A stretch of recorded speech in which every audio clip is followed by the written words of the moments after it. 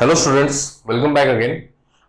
In this session, we'll be talking about the further more parameters about the kingdom Animalia. Okay, in earlier session we have discussed about the parameters such as the habitat, then we have discussed about the level of organization, then we have discussed about the body plan and symmetry. These were the parameters. On that basis we have classified the animals into particular groups. Now today in this session we are going to discuss about the some more parameters that will help us to understand the nature of the animal and to classify them in a particular manner. So here we are starting with the first or the next parameter, that is the fifth parameter, is the body plan. Body plan. Okay. So what do you mean by body plan basically? See, or not body plan, sorry, it's body cavity. Okay, it's not body plan, it's body cavity.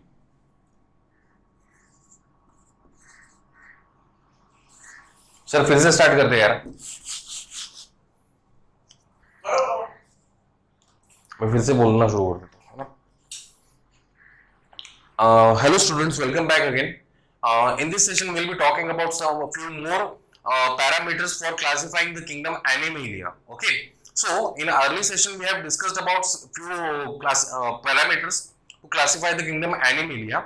So, the first parameter we used to classify it was the habitat. On the basis of habitat, we have classified the kingdom Animalia, which was consisting of aquatic and terrestrial habitat. Apart from that, we have seen the level of organization, second parameter. In that, we have discussed about cell level of organization, tissue and organ level of organization. And third, we have discussed about body plan. In body plan, we have seen the three different types, that is the cell aggregate body plan, second one was the blind sac body plan, and third one was the tube within tube. Okay, so we have seen three different types again. In symmetry, next parameter was the symmetry. In symmetry also we have discussed about asymmetric organisms and the symmetrical organisms. In symmetrical we have seen three different types. Which are those? Like universal, radial and bilateral. So these were the different types of symmetry. Okay, so now we are going to discuss the next parameter, that is the body cavity. Okay, now what exactly the body cavity is? Body cavity. Okay, so this is the number 5. Now what exactly the body cavity is? See, when we talk about the living animals, okay, they consist of a body cavity. They are composed of the germinal layers. Okay, first that is ectoderm, which is outermost, endoderm, which is innermost, and in between this ectoderm and endoderm there is a middlemost part called mesoderm. Okay, now I'll tell you, like suppose we draw a diagram. Okay, so we'll draw a diagram to understand this. Suppose this is a body of a living organism. This part can be called as the ectoderm, and the internal part of the body, okay, here where muscular part is there, and this is the central part which can be called as the alimentary canal, right? Alimentary canal, you might be familiar with the term alimentary canal. Alimentary canal is that part from where the food is been taken within the body, right? So this alimentary canal, it is lined by the endoderm. Okay, so the space over here, which is referred as the cavity, body cavity. Okay, so this body cavity is also named as coelom. Okay, is also named as coelom. So when the term comes coelom, you should remember what it is. That is body cavity. Now, the body cavity can also be further grouped into two different ways, or we can study the body cavity into two different ways. And what are those two different ways? I tell you. See, it is either how they are formed,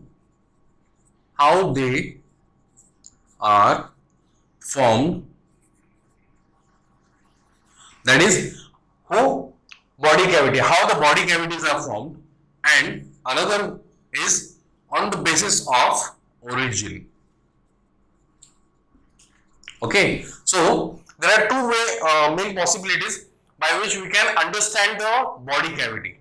That is on the basis of how they are formed, and how another is the origin. So let's start with how they are formed. Okay, so in animals we can see the body cavity in different patterns, okay, or different ways.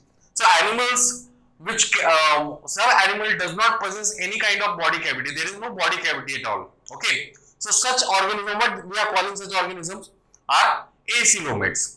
Some organisms they have the body cavity but it is not fully developed.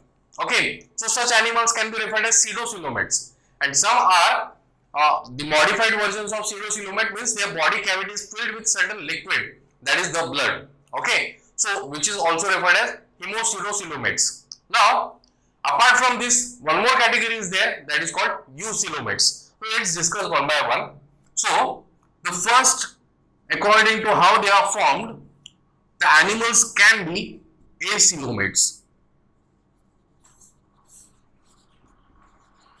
Okay, acoelomates means what? Coelomate means the organism or the animal which contain the body cavity, and acoelomate means the organism in which there is no body cavity. So we can write here no body cavity. No body cavity. Sorry. Body cavity. So here the animal does not possess any kind of body cavity. Now how to understand this? Let's understand this by a diagram. Again we are going to draw this similar diagram. Okay. So here it is the body of an organism or animal, and this is the body or the alimentary canal, the part of alimentary canal. This region will label as ectoderm. This part will be called as endoderm. And the portion between this ectoderm and endoderm is supposed to be the mesoderm. Okay, but in some organism the mesodermal part is not developed. Okay, instead of mesodermal part there will be presence of, okay, there will be presence of the cells or arrangement of number of cells. Okay, so different cells are arranged in this mesodermal part, and such type of body cavity, okay, or such type of arrangement is seen in the, there are different phyla. Okay, when we will discuss about proper classification of animal, at that time we will discuss different phyla like phylum Porifera, phylum Cnidaria, phylum Ctenophora, Platyhelminthes, Aschelhelminthes, Arthropoda, mollusk, okay, then Echinodermata, Hemichordata. All these we are going to discuss in further classes. So here the examples under acoelomates are included from the phylum Porifera to phylum Platyhelminthes.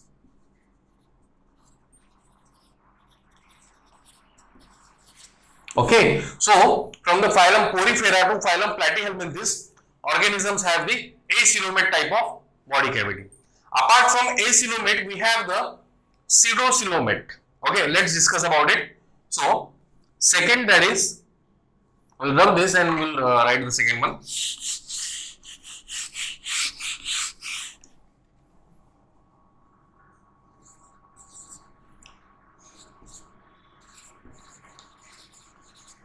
Pseudocoelomates.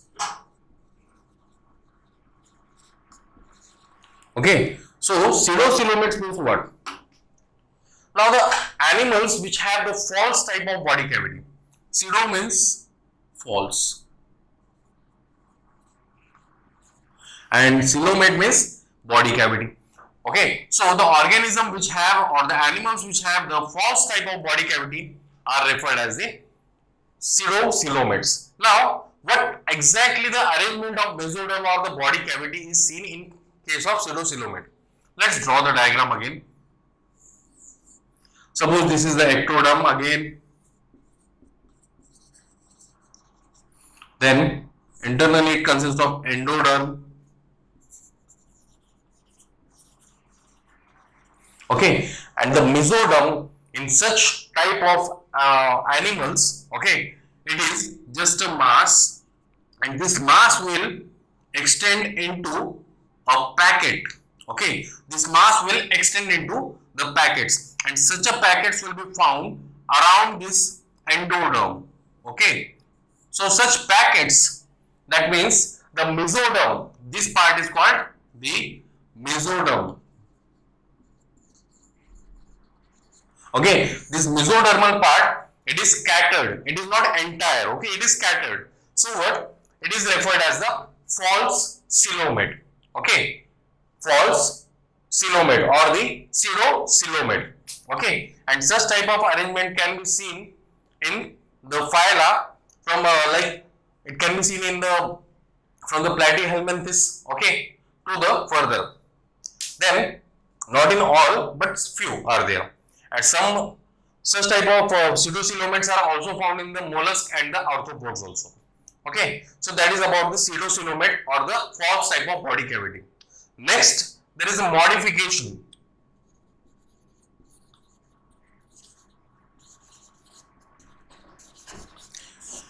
What we see in the modification? In the modification, okay, we can see there is a modification in case of pseudocoelomate. Instead of such packets, there will be presence of a liquid, that is the blood. Okay, so blood will be filled within this region, and such a type of body cavity or such a type of animal can be called as the hemocoelomates. Okay, hemocoelomates. Okay, these are the modifications of the pseudocoelomate. Instead of these packets, there will be formation of the liquid, that is the blood, okay, which is filled within this cavity, that is between the ectoderm and endoderm, okay, and such type of arrangement is most probably seen in the phylum Arthropoda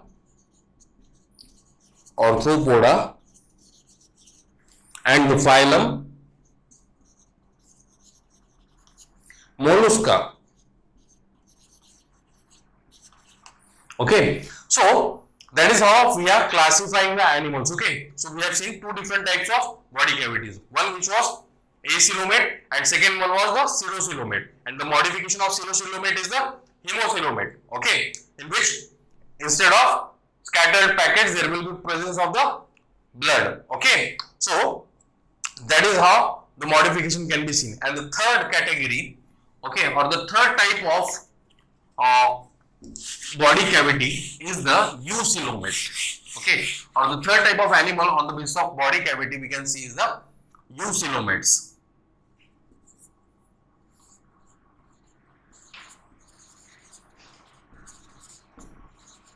So eucoelomates means what? See, the word itself, eu means true. Okay, and coelomate means body cavity. True body cavity. Okay, so the animals which possess true body cavity are considered as the eucoelomates. Okay, so the body cavity is actually lined by the mesoderm. Okay, let's see. Suppose this is the ectoderm. Okay, and this part is endoderm. Okay, ectoderm and endoderm is there, and the middlemost part, it is the mesoderm, and this mesoderm is seen in such a way. So this is the mesoderm, okay, around the endoderm also. So this part is the mesoderm, and what it can be called as this type of mesoderm is called parietal mesoderm.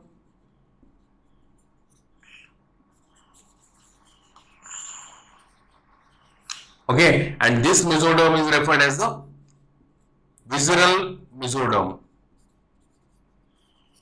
Visceral mesoderm.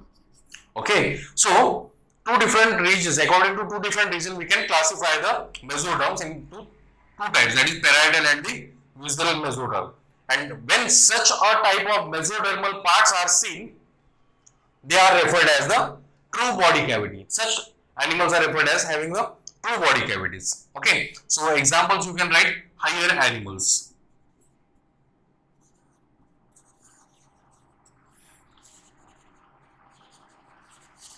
Okay, or you can also give an example like from echinoderms to the chordates. Okay, from the phylum echinoderm to the chordates, all are having the true body cavity. Okay, so these are the three different classification of the body cavity on the basis of how they are formed. Okay, now on the basis of origin, we have two more type of body cavities. Okay, so we'll see about it. I hope you are getting this. Okay, we will pause the video and draw these diagrams. Now, third, we another basis of classification, that is on the basis of origin. Okay, on the basis of origin, we have two different categories. That is, one, it is referred as the caesocial, and another one is called as the enterocele. Okay, so one which is called caesocial and another one is called enterocele. Now let's discuss about caesocial. What is caesocial basically? So the body cavity which is formed by the splitting. Here, body cavity formed by splitting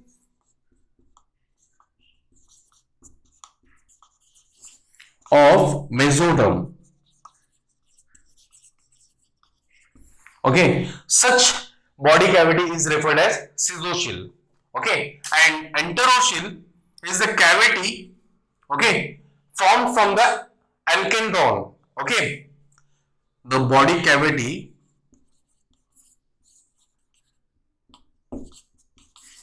formed from archenteron. Archenteron is a part which is also termed as gastrula. Gastrula, it is a modified stage of the blastula. Okay, so here the cells, they have a capability to divide into an entire organism. Okay, so here the archenteron is a type of gastrula.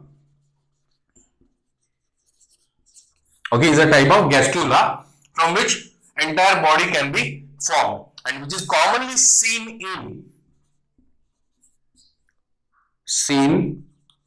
in higher animals.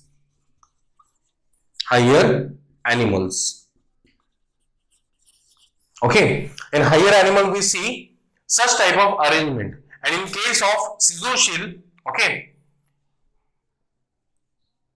example we can write here in the caesocial: all animals except phylum echinoderms to phylum chordata. Okay, so if we left only echinoderm and chordata, okay, to chordata, we have different phyla like phylum Porifera, Cnidaria, Ctenophora, Platyhelminthes, Aschelhelminthes, Mollusca, Arthropoda. Okay, all these are coming under the caesocial type of body cavity, and the organisms which are in under the enterocele type of body cavity. Okay, it includes the animals with true body cavity. Okay, animals with true body cavity. So when animals have the true body cavity, that means it includes the phylum Echinodermata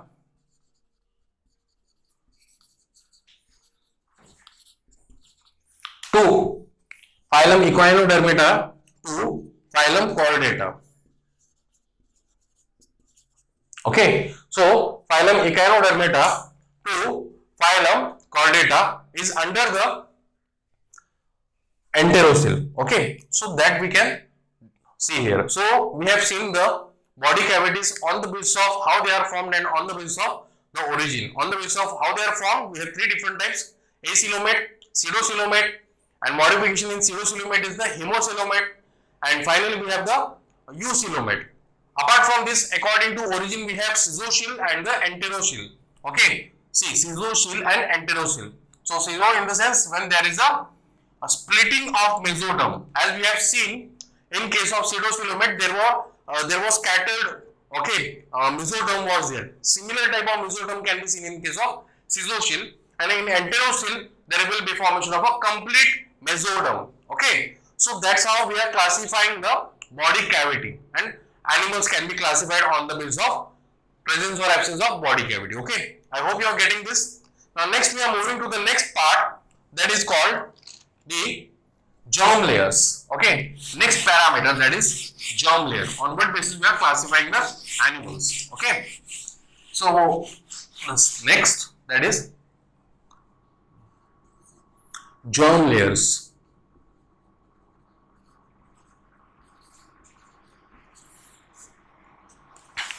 So basically, what is meant by germ layer? As we have discussed in the body cavity also, two germinal layers were present. Okay, that is ectoderm, endoderm. But these two germinal layers are found in very lower organisms or the lower animals. In case of higher animals, the animals are made up of three germinal layers. That is the ectoderm, endoderm, and mesoderm. Okay, so on the basis of presence or absence of germinal layer, we can classify the animals into two main categories. That is the animals with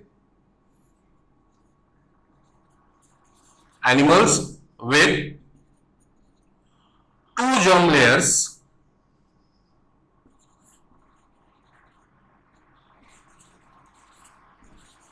okay, animals with two germ layers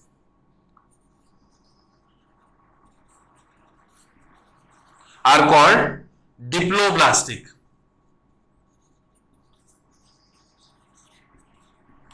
and animals with three germ layers, animals with three germ layers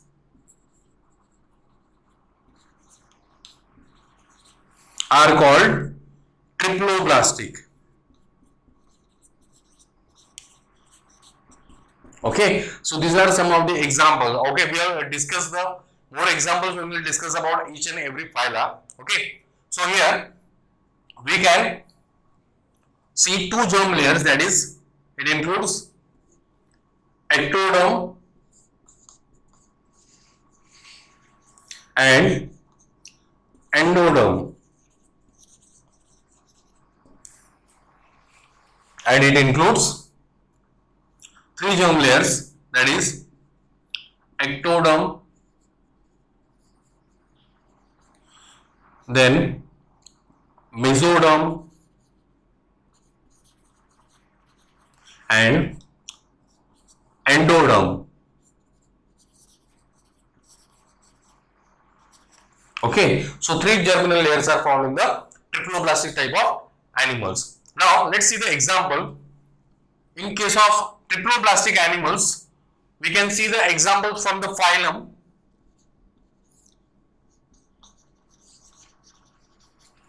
Platyhelminthes,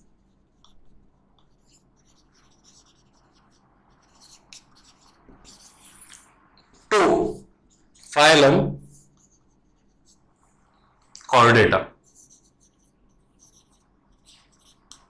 Okay, so from phylum Platyhelminthes to phylum Chordata, animals consist of triploblastic, or they are triploblastic, that is having the three germ layers, that is the ectoderm, mesoderm, and endoderm.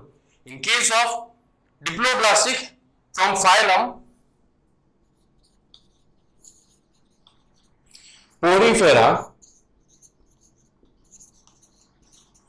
to Platyhelminthes.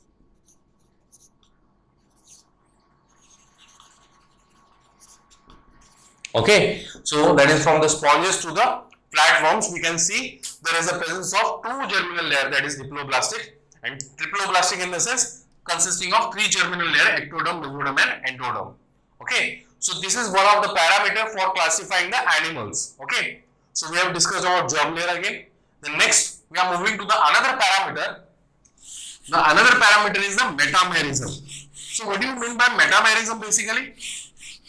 See, metamerism is seen in case of most of the animals. Okay, that means it is the repetition of the segments. Okay, so if we see look after a body segment, okay, that body segment will be repeated many times. Okay, and such a arrangement can be called as the metamerism. So let's understand what is metamerism basically. So the next, that is the seventh one, metamerism. So on the basis of metamerism also we can classify the animals. Okay, so metamerism, it is nothing but repetition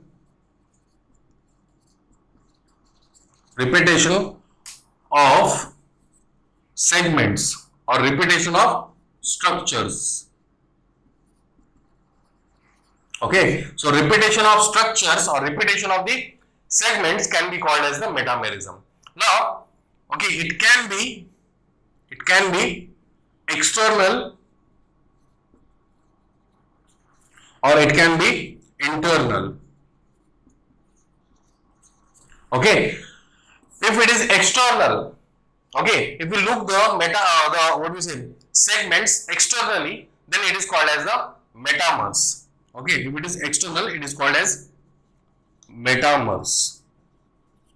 Okay, metamers. And if it is the internal, then it is called as septa. Okay, now let's discuss about one example. If you look after the structure of earthworm, right? If you look after the structure of earthworm, I'll draw a segment of earthworm. So,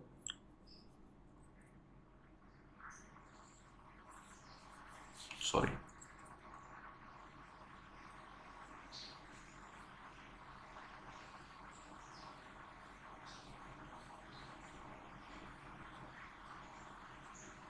Suppose this is the structure of earthworm, okay?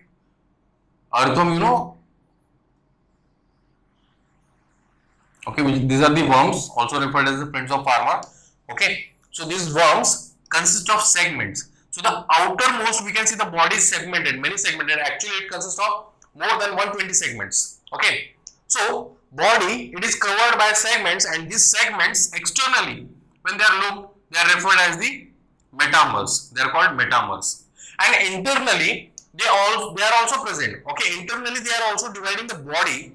Okay, they are dividing the body. That body can be called as the septid. Okay, there will be the internally metamers are called as the septa.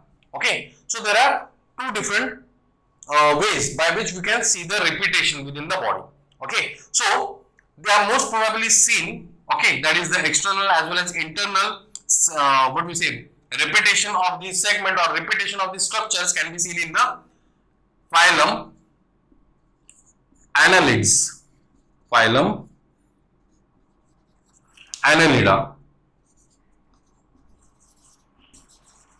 Okay, means both external and internal segments or external and internal repetition of the structures can be seen in the phylum Annelida. But in case of higher animals, we see the repetition of the structures in case of vertebrae, right? If you look after the vertebral column, that is the backbone, it consists of small vertebrae or the vertebral disc, and this is nothing but a repetition. If we talk about the ribs, which are present in the thoracic region of the body, these are also have the repetition of the ribs. Okay, even in case of muscles also we can see the repetition. So here in higher animals,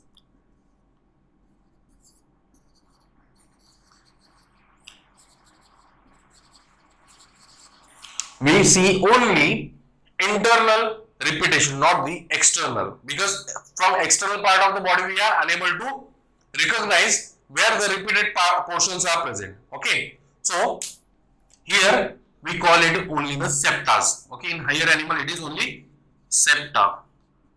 Okay, but in case of phylum Annelida, we call this metamerically segmented. Okay, so Here both external and internal structures can be visible. Not internal but externally it can be visible. Okay, in a higher animal it is in the form of septa because the vertebral column it is segmented. Okay, we cannot justify from the external appearance whether it is segmented or not, so it is only internal. Okay, so this is about the metamerism, which we will be studying during the phylum Annelida in detail, because in annelids we have certain animals whose bodies are segmented. Okay, that we'll discuss about it. The next, we are moving to the next type of parameters to classify the animals. Okay, so the next parameter is the cephalization, that is the 8th parameter. Cephalization. Cephalization means what? It is basically concentration of nervous system at the anterior part. Are you getting what I am saying? Or simply you can call it is formation of brain. So formation of brain or formation of head region is referred as the cephalization, or it can be also defined as concentration of nervous system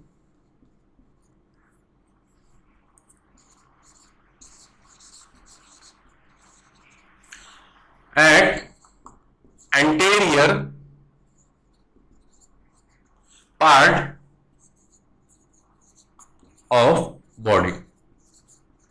Okay, so when the nervous system which is formed in the anterior part of body, okay, such concentration of nervous system it is referred as the what do you say, cephalization. Okay, so it can be into two main types, or it can be of two types. That is, cephalization can be seen in two different ways. One, that is called ganglion,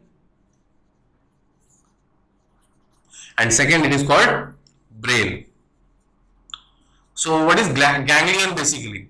It is nothing but the organization of many neurons, okay, in a single place. That is called ganglion, and which is commonly seen in the lower organisms or the lower animals. In case of the platyhelminths, okay, or before platyhelminths, some phylums are there like phylum Porifera, Ctenophora, Cnidaria, okay, are there, in which we see there is assembly of the ganglion. Okay, they don't have the well developed head or the well developed what do you say, brain. Okay, so there will be presence of just concentration of nervous tissue.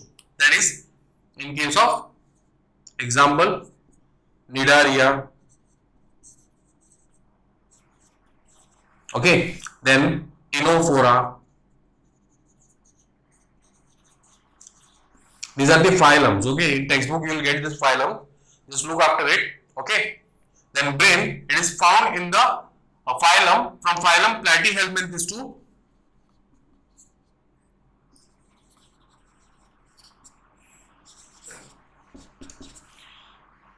phylum Chordata. Okay, so this is about the cephalization. That is the 8th parameter. On that basis we can classify the animals. Okay, the next, that is the last parameter that we are going to discuss here, is the appendages. Okay, so what are appendages basically? These are the parts which extend from the main body. Okay, so the parts which are extending from the main body, they can be used for locomotion, they can be used for feeding, they can be used as defensive structures. Okay, so let's start with the appendages. That is the 9th parameter. On that basis we can classify the animals. Okay, so that is appendages.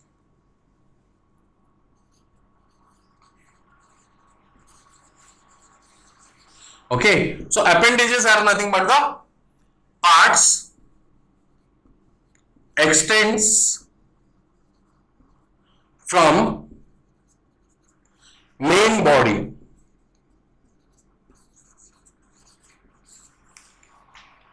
These parts are known as appendages. Now these appendages can be used for two purposes. That is, it can be used for, right here, it can be used for feeding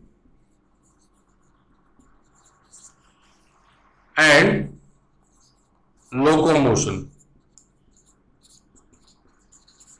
Okay, so two main functions can be carried out by these appendages, like feeding and locomotion. Now let's discuss about it with certain examples. Okay, so the first example that we are going to discuss is the tentacles. Example number first, that is tentacles. So where exactly these tentacles are found? These tentacles are seen in case of Hydra. Okay, in Hydra we see number of tentacles they are arised. Okay, if we look after the diagram of Hydra, okay, we'll draw a rough sketch of Hydra. Here, the body consists of the certain tentacles, right? These tentacles, they are basically helping in capturing the food material.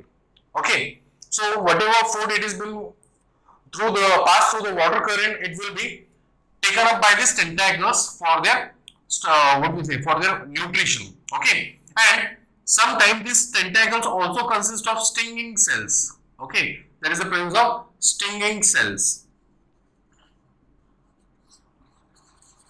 Now, what is the function of stinging cell? That is defensive, because most of the animals which are found in the water, okay, they depend upon other animals also for their nutritional requirement. So, for the defense mechanism, there is a presence of small spiny cells. These are called stinging cells. This will help in the defense mechanism of the body.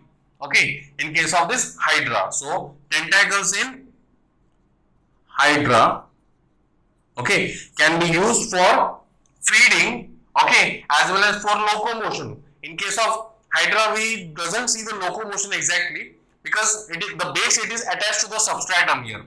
Okay, it is attached to the substratum.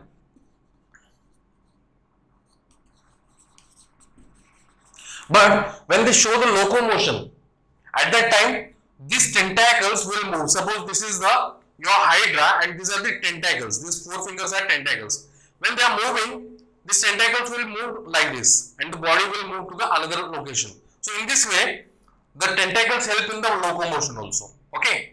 Next example, okay, that we are going to discuss is the parapodia. Parapodia. Parapodia are the structures which are leaf-like structures. Okay, leaf-like structures commonly found in the Nereis. Okay, leaf-like structures found in Nereis. Nereis is a type of annelid. Okay, in it the body, okay, suppose this is the body, it consists of segments. So this segment laterally it consists of the leaf-like structures. Okay, so these leaf-like structures, they help in the locomotion. Okay, so they help in the moving this body. Okay, so that is found in the Nereis. Okay, these are the parapodia. These are also appendages and leaf-like structures. Then third, fins. I hope you know the function of the fins. These are used for swimming. Okay, in case of fishes. Then these are also appendages. Okay, so next, fourth is the limbs. Okay, limbs, where limbs are seen? These are seen in tetrapods. Tetrapods means what?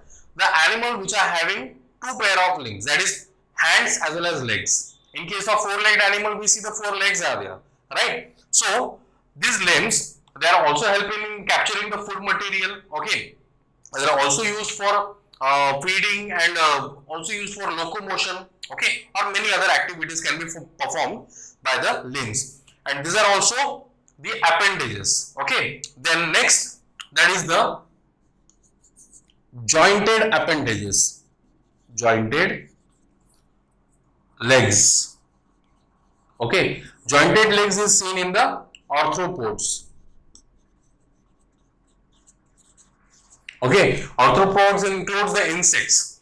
Insects in the sense, you can take an example of cockroach, cockroach has jointed legs, mosquito they have the jointed legs. Okay, other insects are also there, beetle is there. Okay, many more are there which are also having the jointed legs. So this is about the appendages, and in this session we have discussed about few more parameters on what we can classify the kingdom Animalia. So which were this? From the very beginning we will start from the last session also. First one was the habitat. In habitat we have seen two different types, that is aquatic habitat, terrestrial habitat.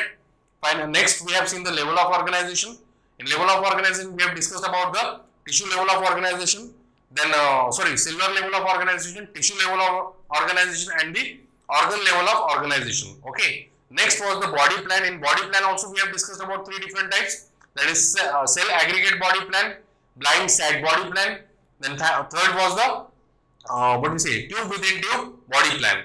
Then we have discussed about symmetry. Okay, animals can be divided into two main categories, that is the animals which do not possess any kind of symmetry are called asymmetrical, and the animal possess the symmetry are called symmetrical. In symmetrical we have discussed three different types, universal, then radial and bilateral. Okay, in radial also we have discussed three subtypes, that is tetramerous, pentamerous and hexamerous. Okay, so that was the about yesterday's parameters. In today's session we have discussed about the fifth one, that is body cavity. Okay, in body cavity also we have discussed about the on the basis of how they are formed and on the basis of origin. On the basis of how they are formed, we have three different types, that is the acoelomate, pseudocoelomate and the eucoelomate.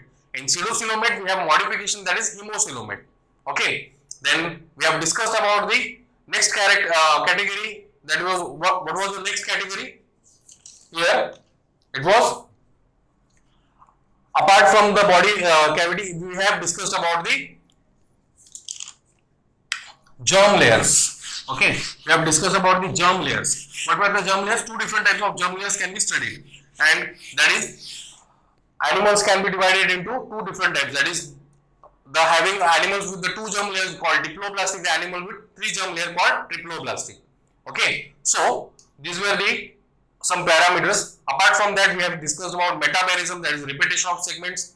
Then we have discussed about cephalization, that is formation of the head or the concentration of nervous system at the anterior part of the body. Then we have discussed about the last, that is appendages, the part which extend from the main body and help in the feeding as well as locomotion. So these are the few parameters on what basis we have classified the animals. In the next part we will discuss few more characteristic features. Okay, thank you.